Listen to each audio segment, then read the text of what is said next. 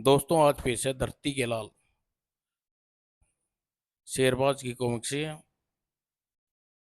शेरबाज और शाही लॉकेट और भयानक रात में आपने पढ़ा नहीं पढ़ा हो तो ये कहानी दे रखी है। इसमें एक दो कॉमिक्स आगे ही डाल रखी हैं।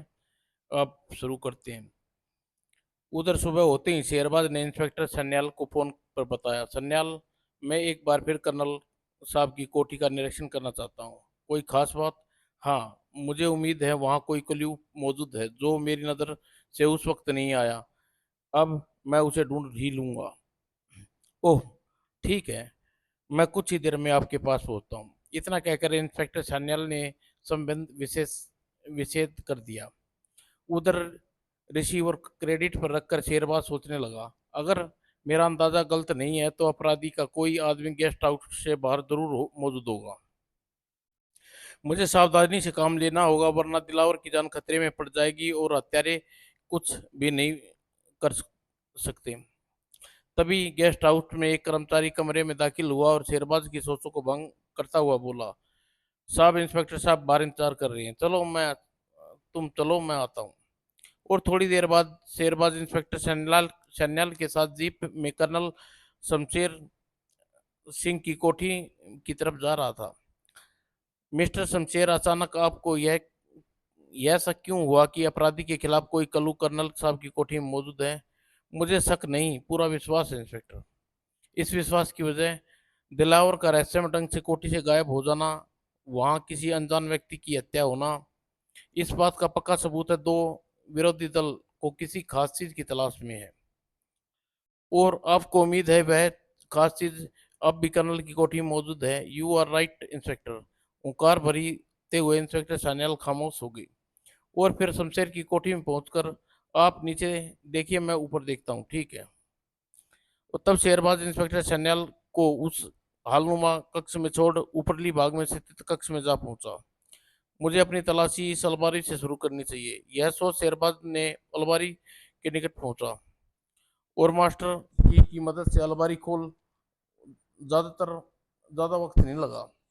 अलमारी की तलाशी के बाद शेरबाज के हाथ में लॉकेट नहीं लगा हुआ चिंतित हो गया। अपराधी का अंदाजा गलत भी हो सकता है, शाही लॉकेट किसी दूसरे कमरे में हो। तभी शेरबाज सोच ही रहा था कि उसकी नजर सामने दीवार पर खोपड़ी पर टंगी। यह खोपड़ी तो किसी इंसान की है। कर्नल साहब, इंसान की खोपड़ी लगाने की क्या सूझी? और यह सोते ही खोपड़ी के निकट पहुंचा और फिर, अरे, यह खोपड़ी नीचे एक बटन क्यों लगा है? उस अगले ही पल बटन दबाया। बटन दबाते ही फिर शेरबाज ने समय बर्बाद नहीं किया। खोपड़ी को छोड़कर वह खुफिया रास्ते के अंदर दाखिल हो गया और थोड़ी देर बाद, ओह, तो यह है साई लॉकेट। तत्परता से बाग आगे बढ़ा और शीशे के से लॉकेट हथेली में रख लिया। यह लॉकेट कई लाख का होगा, लेकिन कर्नल साहब, यह लॉकेट कहाँ से मिला? और क्या कर्नल साहब इसी लॉकेट के बारे में मुझे बात करना चाहते थे, लेकिन क्यों? क्या उन्हें शक हो गया था कि कुछ अज्ञात लोग इस कीमती लॉकेट का पता चल चुका है, वे लॉकेट को हासिल करने के लिए उसकी हत्या कर सकते हैं? आखिर वह अज्ञात हत्यारा कौन हो सकता है? उसे कर्नल साहब के पास मौजूद लॉकेट की मौजूदगी की जानकारी कैसे हुई? लेकिन बहुत सोचने पर भी शेरबाज को अपने सवालों के उत्तर नहीं ढूंढ पाया। वह अतः लॉकेट को रोमान में लपेटते हुए निरीक्षण करने किया। खैर, यह सब बाद में देखूंगा, मुझे दिलावर के हत्यारे के चुंगल से छुड़ाना होगा। लॉकेट को अपनी भीतरी पॉकेट में रखा और वापस कमरे में पहुंचा। कमरे में पहुंचकर उसने गुप्त रास्ते का बटन बंद किया और खोपड़ी को यथास्थान पर रखकर बाहर चल दिया। शेरबाज नीचे पूछा, कोई सुराग मिला? नहीं, मैंने बेकार में ही आपको तकलीफ दी, शेरबाज ने साफ झूठ बोल दिया। इंस्पेक्टर सनेल शेरबाज के झूठ को भाप न सका। इसमें तकलीफ की क्या बात हुई मिस्टर शेरबाज? यह तो मेरा फर्ज था। आपके सहयोग का बहुत बहुत शुक्रिया इंस्पेक्टर। विश्वास रखिए, हत्यारा बहुत जल्दी कानून की गिरफ्त में होगा। मेरा विश्वास अभी कायम है शेरबाज। आओ बाहर चलें। इतना कहकर इंस्पेक्टर बाहर की ओर चल दिया। शेरबाज ने पीछे चलता हुआ बाहर जीप में आ बैठा। इंस्पेक्टर छनाल ने जीप स्टार्ट करते हुए बोला, आपका क्या ख्याल है, हत्यारा कौन हो सकता है? वह किस चीज की तलाश में है? इस वक्त कुछ भी कहना मुश्किल है इंस्पेक्टर। काश मृतक ने मरने से पहले बयान देता, यह मामला काफी हद तक सुलझ जाता। शेरबाज ने कोई जवाब न दिया। इंस्पेक्टर सन्याल खामोशी से जीप ड्राइव करता हुआ वह शेरबाज को गेस्ट हाउस के सामने ड्रॉप करके थाने की ओर चला गया। इस आदमी के बारे में जितना सुना था वह पढ़ा था वैसा ही नजर आया है। और थाने पहुंचकर इंस्पेक्टर सन्याल जीप से उतरा। सर, आपको कमिश्नर साहब ने याद किया। कमिश्नर साहब ने इंस्पेक्टर सन्याल चौंका और बिना कुछ बोले ही वापिस जीप में बैठा। अगले ही पल जीप को बैक किया और हेडक्वार्टर की ओर चल दिया। लगता है आज कमिश्नर साहब की फटकार सुननी पड़ेगी। और पुलिस हेडक्वार्टर पर पहुंचकर इंस्पेक्टर सन्याल के धड़कते दिल से कमिश्नर माथुर के कक्ष में कदम रखते हुए उनका अभिवादन किया। Good morning sir. Good morning officer, please be seated. और जब इंस्पेक्टर सन्याल बैठ गया तो कमिश्नर ने माथुर गंभीर स्वर में बोले, कर्नल शमशेर सिंह की हत्या की तकदीर तुम ही कर रहे हो? यस सर, हत्यारा का पता लगाने की पूरी कोशिश कर रहा हूँ। इंस्पेक्टर सन्याल केस में पूरी रिपोर्ट देते हुए बोला, और मैं इस नतीजे में पहुंचा हूँ हत्यारे को किसी खास चीज की तलाश है जो कर्नल की कोठी में मौजूद है। You are right. वह इस खास चीज के बारे में बताने के लिए मैंने तुम्हें यहाँ बुलाया है। इतना कह कमिश्नर माथुर ने अपनी टेबल की ड्रॉर से एक खूबसूरत पैकेट निकाला और इंस्पेक्टर सन्याल को दिखाते हुए बोला, यह खास चीज ऐसी ही बिल्कुल इससे मिलता जुलता जेम्बो जीप का शाही लॉकेट है। शाही लॉकेट? लेकिन आप? कमिश्नर माथुर की बात काटते हुए बोला, मुझे यह लॉकेट व उसकी इंफॉर्मेशन गृह मंत्रालय से प्राप्त हुई है। जम्बो द्वीप के महामंत्री ने शाही लॉकेट और युवराज की सुरक्षा जम्बो द्वीप पहुंचने के लिए सारी हमारी सरकार से मदद मांगी है। सूचना के अनुसार लॉकेट कर्नल शमशेर सिंह की कोठी में मौजूद है। ओह, तुम कोठी का चप्पा चप्पा छान मारो, हर हालत में शाही लॉकेट ढूंढ निकालना है, क्योंकि अब वह हमारे देश का मान और हमारे डिपार्टमेंट का सम्मान बन गई है बात। सर, मैं अपनी तरफ से कोई कसर बाकी नहीं रखूंगा। कहते हुए इंस्पेक्टर सन्याल तनकर खड़ा हो गया। इससे पहले वह कुछ कहता कमिश्नर माथुर बोले, एक बात और, तुम शेरबाज पर कड़ी नजर रखनी होगी। मैं समझा नहीं सर। तब कमिश्नर ने अपने अभिप्राय को स्पष्ट करते हुए कहा, तुम्हें बताया है कि शेरबाज के साथी दिलावर लापता है, हो गया है। वह अपराधी की कैद में है और अपराधी दिलावर के बेस पर शेरबाज को ब्लैकमेल कर रहा हो। लेकिन शेरबाज ब्लैकमेल कर अपराधी को क्या हासिल हो सकता है? जहां तक मैं समझता हूँ शेरबाज जैसे आदमी अपने साथी को लापता होने पर यूं खामोश नहीं बैठ सकता।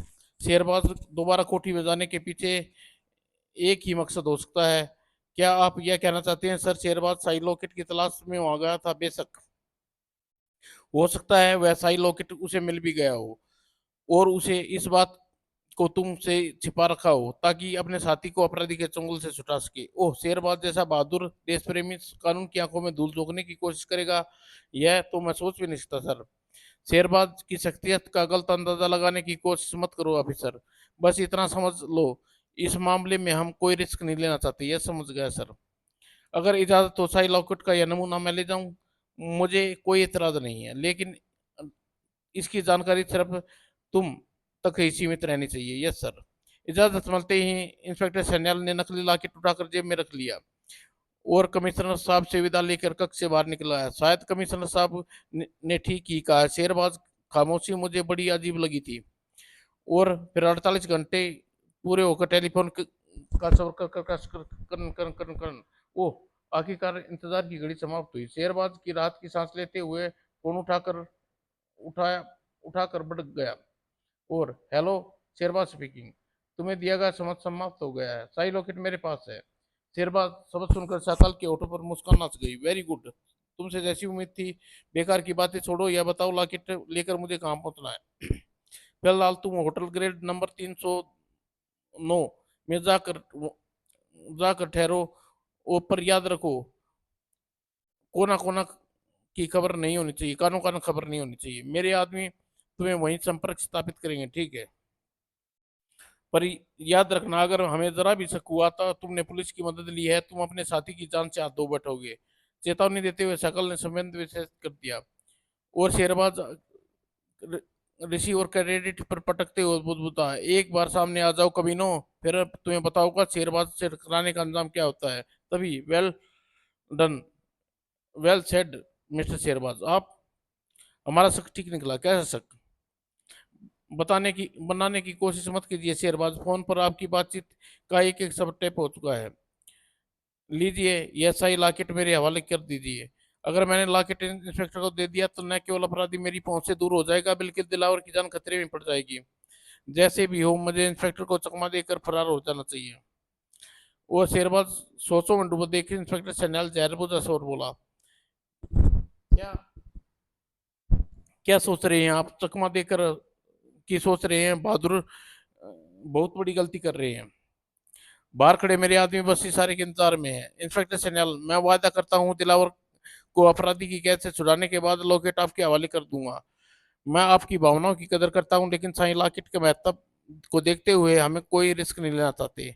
मैं दिलावर की जान के बदले कोई भी रिस्क लेने को तैयार हूँ। विवश होश शेरबाज ने अपना इरादा इंस्पेक्टर पर जाहिर किया। दिलावर को बचाने के लिए मैं आपकी मदद करने के लिए तैयार हूँ। वो कैसे? मेरे पास एक योजना है। तब इंस्पेक्टर सन्याल ने अपनी जेब से नकली लॉकेट निकाल कर शेरबाज को दिखाया और बोला, ये हुई असली लॉकेट जैसा है। अपराधी को चकमा देने के लिए इसे आप अपने पास रख सकते हैं। थैंक यू इंस्पेक्टर, आपने मेरी परेशानी हल कर दी। फिर नकली लॉकेट अपनी जेब की लेकर असली लॉकेट इंस्पेक्टर को सुपुर्द करते हुए शेरबाज गंभीर स्वर में बोला, मुझे शक है कि अपराधी के कोई आदमी हमारी निगरानी जरूर कर रहा होगा। उसे संदेह न हो इसलिए आपको तकलीफ देना चाहता हूँ। कैसी तकलीफ शेरबाज? शेरबाज का हाथ हवा में लहराया। मुझे माफ करना इंस्पेक्टर, मैं मजबूर था। और बुदबुदाते ही शेरबाज खिड़की की ओर बढ़ गया। और थोड़ी देर बाद और फिर वह सड़क पर पहुंचा। टैक्सी शेरबाज के निकट आकर रुकी। शेरबाज की सीट टैक्सी की पिछली सीट पर बैठ गया। ग्रैंड होटल चलो जी। और अगले ही पल टैक्सी द्रुत गति से दौड़ रही थी। उधर दिलावर अंधेरी कोठरी में बैठा अपनी रिहाई का उपाय सोच रहा था। खाना लो। और दिलावर ने थाली पकड़ी और चौकीदार खाना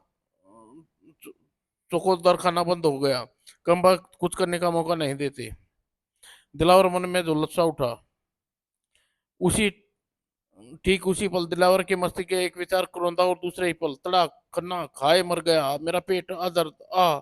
और दिलावर फर्श पर गिर पड़ तड़प रहा, हाय मर गया हाय पेट। तभी उसका शोर सुनकर, क्या हुआ? चीख क्यों रहे हो?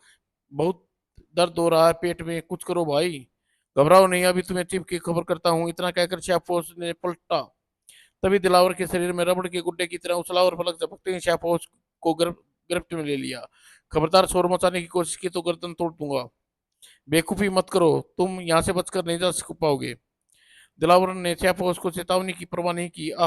फरार होते ही शाहफोज बेहोश होकर दिलावर की बाहों झूल गया।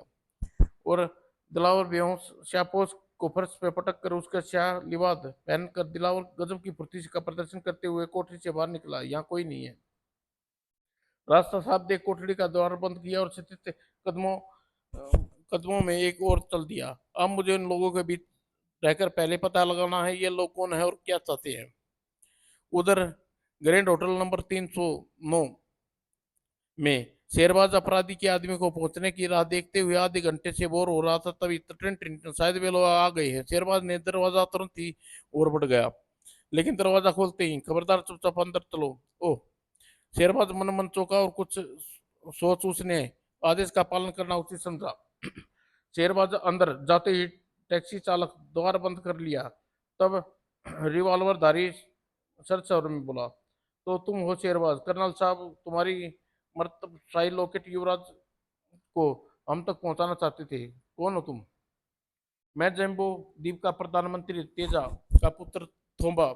तुम शाही लॉकेट युवराज को सुरक्षित स्वदेश पहुंचाने का दायित्व सौंपा गया है मुझे शाही।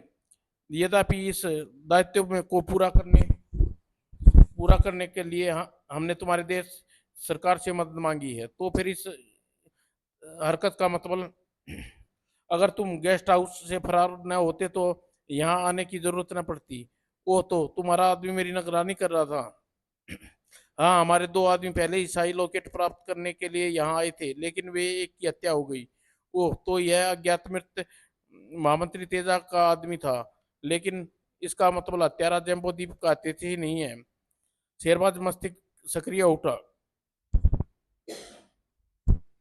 लेकिन शेरबाज की सोचे में बेखबर था। थोंबा आगे बोला, यह दूसरा, यह जो कोठी की निगरानी कर रहा था, दूसरी बार तुम कोठी में गए। यह गुप्त रास्ते से शाही महल में दाखिल हो गया और उसका उस कमरे में पहुंचा जहां तुम तलाशी लॉकेट की तलाश में जुटे थे। वो तो तुम जानते हो, जानने के बाद भी शाही लॉकेट मुझे मिल गया है, तुम मेरी निगरानी करने लगे। हाँ, हमने इसे यही आदेश दिया था क्योंकि हमें विश्वास था कि शाही लॉकेट पुलिस को सौंप दोगे, लेकिन तुमने ऐसा नहीं किया। न ही तुम उस लॉकेट को तुम्हें दूंगा, तो मजबूरन मुझे तुम पर गोली चलानी पड़ेगी। हम कोई खतरा मोल लेना नहीं चाहते। मरने के लिए तैयार हो जाओ शेरबाज। लेकिन इससे पहले थोंबा शेरबाज पर गोली का निशाना बनाता खड़ा और थोंबा चौंक कर पलटा, लेकिन तभी देर हो चुकी थी। अह, खतरे का अभ्यास होते ही शेरबाज ने छलांग लगाकर दीवार की ओट में पहुंच गया। और अब तुम लोग अपने रिवॉल्वर फेंक दो, बेमौत मारे जाओगे। समय बर्बाद मत करो मिस्टर शेरबाज। अगर तुमने अपने साथी की जान प्यारी है तो फौरन हमारे साथ चलो। विशेष चेतावनी सुन। ओह, तो यह लोग जिसने दिलावर को कैद कर रखा है। अगले ही पल शेरबाज उनके साथ चलने के लिए तैयार हो गया और वे विदेशी उसे कार में बैठाकर अपने अड्डे ले आए। तुम आ गए शेरबाज, लाओ लॉकेट हमारे हवाले करो, पहले में अपना वादा पूरा करो। हाँ हाँ, क्यों नहीं। इतना कहकर शकाल ने अंगरक्षक को दिलावर को वहां लाने का आदेश दिया।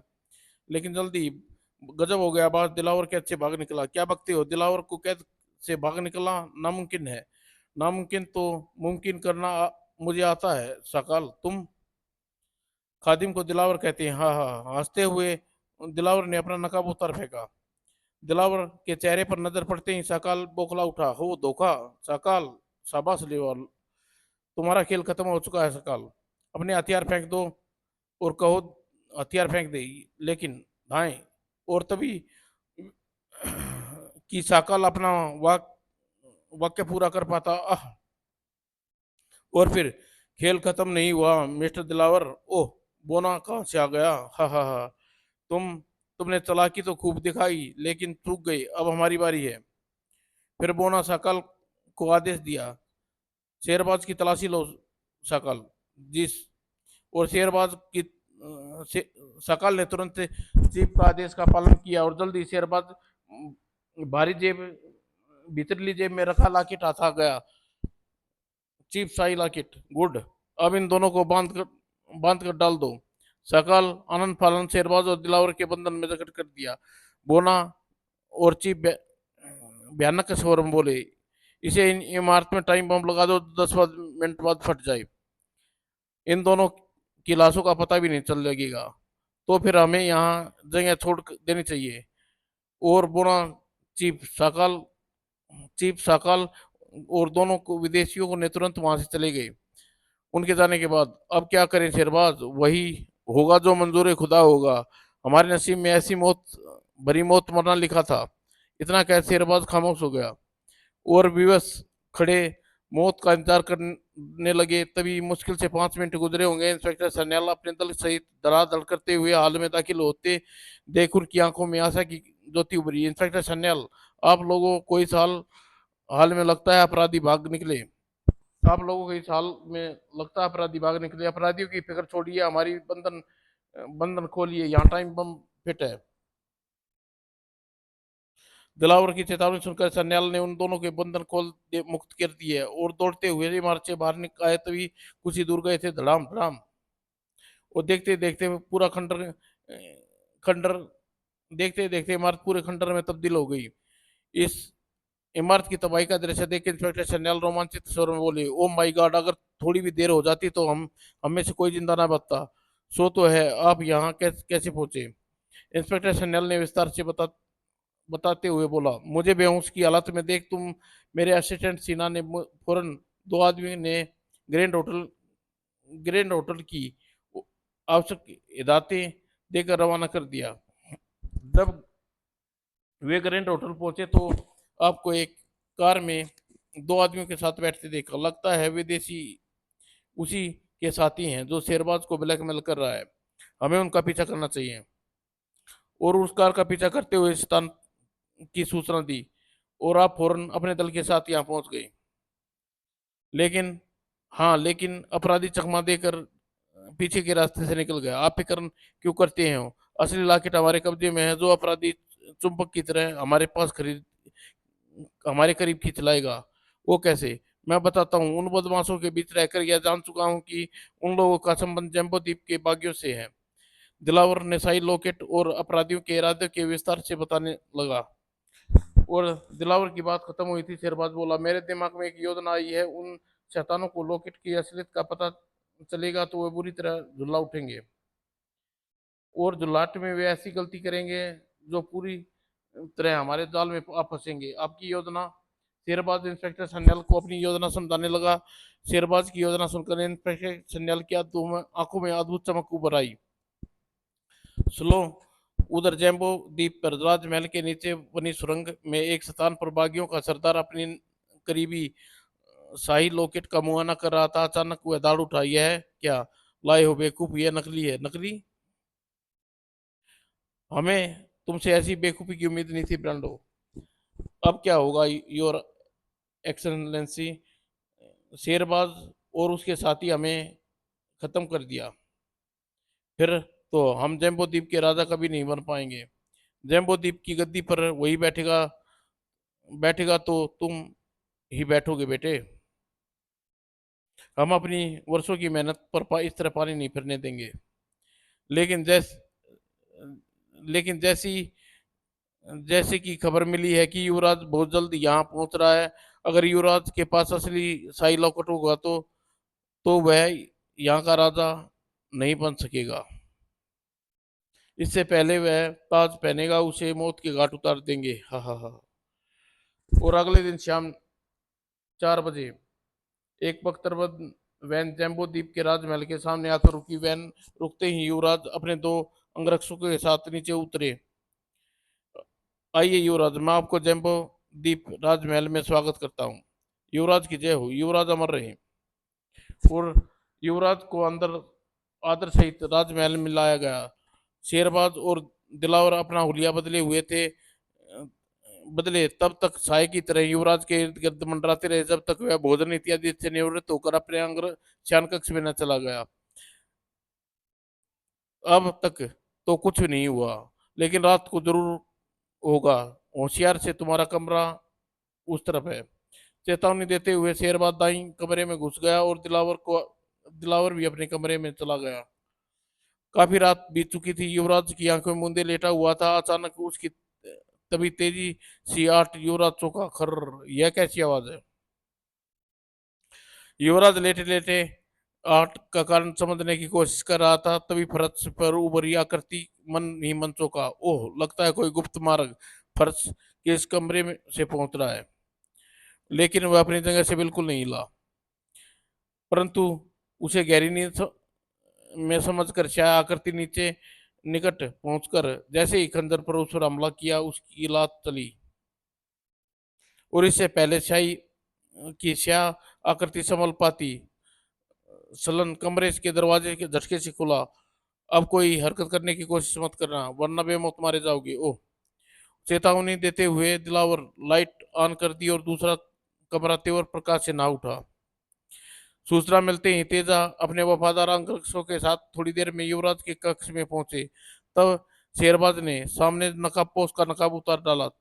चेहरे पर नजर पड़ते ही महामंत्री तेजा गरज उठे। सेनापति जयकाल?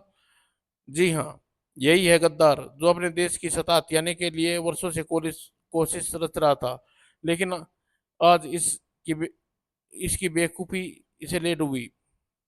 तभी युवराज मुस्कुरा कर बोला, मूर्ख सेनापति, मैं युवराज नहीं, युवराज की भारतीय मित्र विशाल हूँ। मेरी मेरी हत्या करके तुम युवराज की हस्ती नहीं मिटा पाते।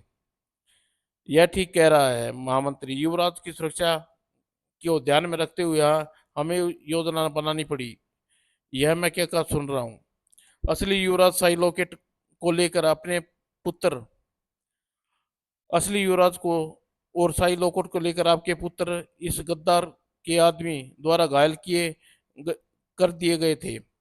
भारतीय पुलिस अफसर के साथ कल तक यहाँ पहुंच रहे हैं। इतना कहकर शेरबाज अपने और दिलावर के बारे में महामंत्री तेजा को सब कुछ बता दिया। सच्चाई जानने के बाद बहुत खूब शेर बात, तुम जैसे धरती के लाल जब तक मौजूद रहेंगे, जयकाल जैसे शैतानों के नापाक इरादे कभी कामयाब नहीं हो सकते। लेकिन अभी इस गद्दार के साथी आजाद है महामंत्री, इस गुप्त रास्ते से आसानी तक पहुंचा जा सकता है। तब महामंत्री तेजा अपने सैनिकों के साथ तुरंत हमला करने का आदेश दिया। शेरबाज का अंदाजा सही निकला। सैनिक के अचानक छापा मारकर शाकाल ब्रांडो और जयकाल के बेटे जैम्बो को बिना किसी टकराव चूहे की तरह दबोच लिया, और जैम्बो द्वीप में गद्दारों को पूरी तरह सफाया हो गया और युवराज को हाथ में देश की बागडोर सौंप कर महामंत्री तेजा महाराज के दिए अपने वचन को पूरा किया। समाप्त दोस्तों।